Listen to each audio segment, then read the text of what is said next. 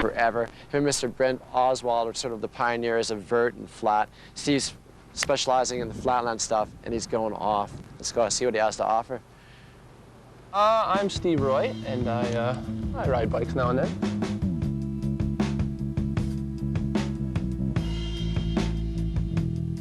How long have you been riding for? Well, if you count like racing and everything, probably about 18 years maybe, 17, 18, something like that. Wow. Yeah, I've only had BMX bikes, that's it.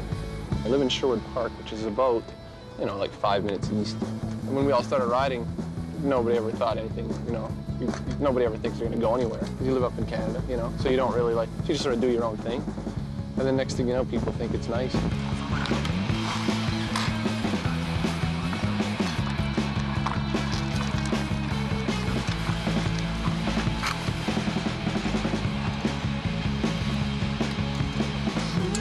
We all used to hang out at the Max store in Sherwood Park, me and Brent and this guy named Darren Nordell. And Darren Nordell and Brent were the guys who were like the big BMX guys back then, like back when I was doing it. I had moved from BC, and I'd raced a few years in BC, and I moved here, and I ditched my bike. You know, I just got rid of it. I didn't want one. I got a skateboard, you know, and I was skating for about a year. And then I started seeing all the BMX guys around, you know, and then my bike got stolen. Like I was just driving it, I don't know, to the store or something like that, and it got stolen. So, you know, we got a big fat insurance check, and I went and I thought about buying a new skateboard and all that kind of stuff, and so I went to the bike store, and I ended up getting a bike, and then, like a good bike this time, and then like just, I don't know, I'd slowly go over to Brent's house. He had a half pipe. He was really mean too. He was really mean back then. He's still mean, but I mean, but yeah, and then next thing you know, like we were all buddies and riding, and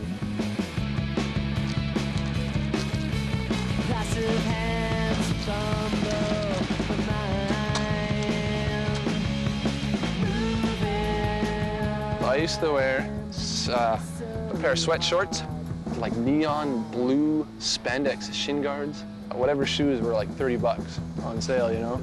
And then you had like whatever kind of bike company shirt, right?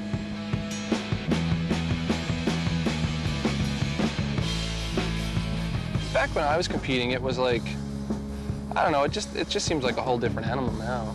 It's not really any new tricks being done. It's just like sort of just new combos and stuff, and just new ways of doing them. Things are just like beyond hard now. Like now the basics have changed. It's like you roll now, you know? Nobody, hardly anybody uses brakes anymore, you know? Most of the kids now, they just put one front brake on and that's it.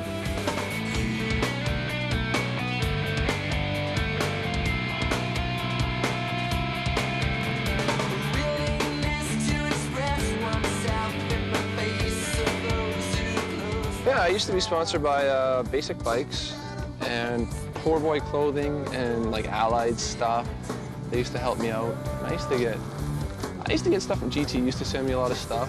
Like I used to run like, you know, GT stems and cranks and all that kind of stuff they'd send me. Actually, they sent me this bike too. I didn't have a flatline bike. I'd sort of just been done with it, you know, after doing it for like so long. Yeah. And then I was just talking to Woody Itzen one day, and he said, "Oh, hey," you know, and I said, "Yeah, I could use a flatline bike." And so he sent me like the whole bike. So if it wasn't for that, I probably wouldn't be riding flatline now.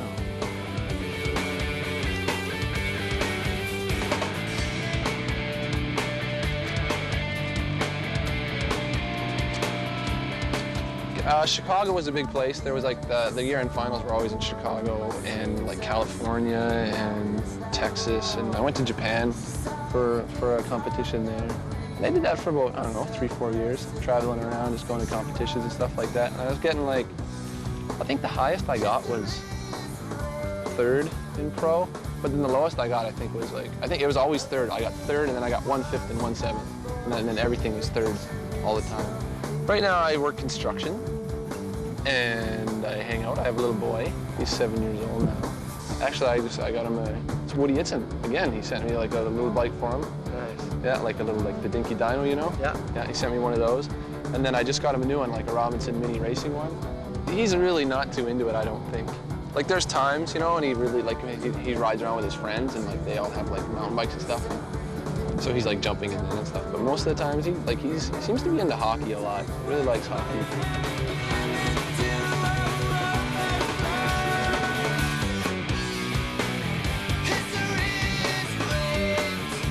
I I can't really stop. I think about it a lot, you know, and when I get free time, I go riding, and it's a lot different now because, like, when you're flatlanding, like, all day, it gets pretty frustrating, you know?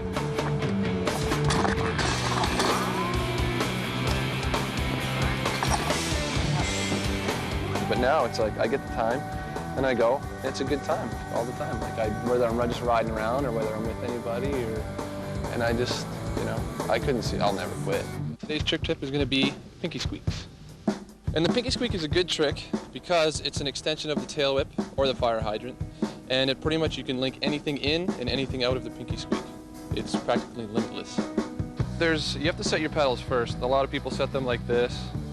You know, a lot of people set them like that. When you're first starting out, it's probably best to set them like this, like straight up and down. That sort of keeps them out of the way and stuff.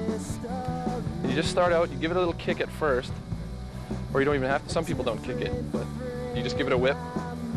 When it comes around, you kick it back right there, and this foot comes over, you put that on the peg, and then sometimes you give it a little kick there, sometimes you don't, but mostly you do.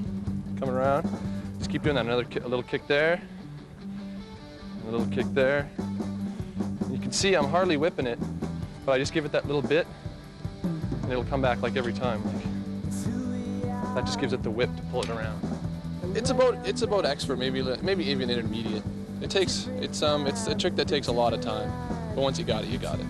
Oh, this trick, pinky squeaks, it took me a good year, like about a year to get it dialed enough where I could, like, use it in other things.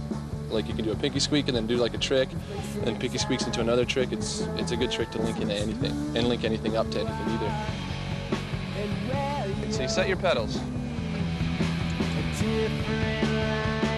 You set your pedals, come in, give it a little kick at first, right off the bat. And just keep switching it. Up, kick, kick. Just like that. Then you can move into the harder stuff. Like 2 feet.